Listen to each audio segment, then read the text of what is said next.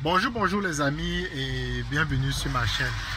Je suis déjà à la maison et je viens juste de voir que Akere Mouna vient de porter plainte au Conseil constitutionnel pour contester la candidature de Paul Biya.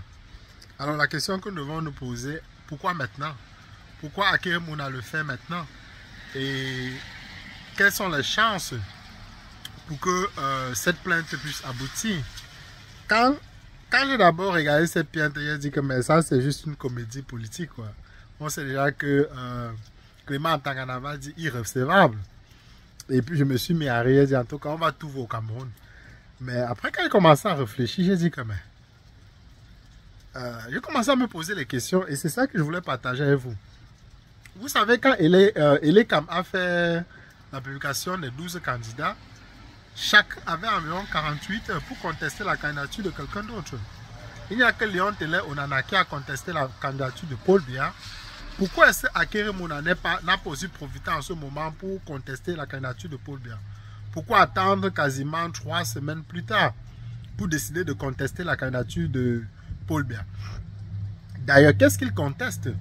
Il utilise un article de loi dans la Constitution qui dit clairement que personne ne devrait être influencé par un agent extérieur. Et puis il dit que Paul Biya est sénile plus ou moins, il ne comprend plus ce qu'il fait. Il utilise quelques vidéos qu'on a vues à l'ONU et un peu partout comment Paul Biya était vraiment déficient mentalement. Et il utilise ça comme argument. Mais vous voyez, il y a que numéro 1 dans la Constitution. On dit bien qu'on ne devrait pas être influencé par un agent étranger alors que on sait très bien que dans les années 90, Paul Biya avait dit qu'il est le meilleur élève de la France. Et récemment aussi, je pense en 2020, il allait devant Emmanuel Macron, dit qu'il est venu rendre compte des assises au Cameroun. Donc pourquoi on n'a pas porté plainte à ce moment à Paul Biya?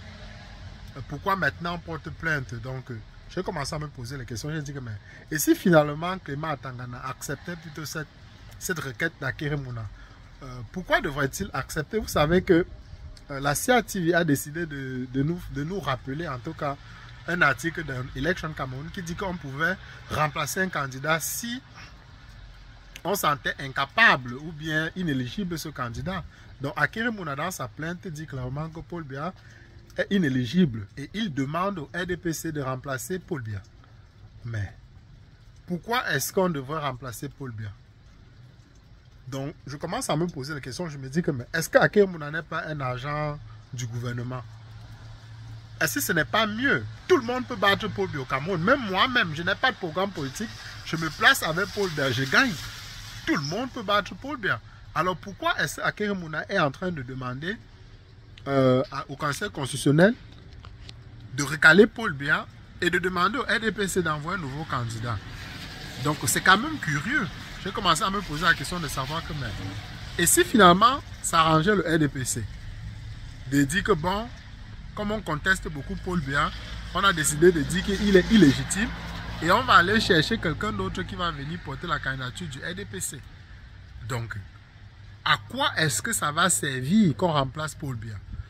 Ça ne changera rien. Que Paul Biya gagne, on va savoir que les élections étaient truquées et les gens vont continuer à contester. Alors que si on parle nous sur un candidat frais, on dit qu'il sera le porte-étendard du RDPC,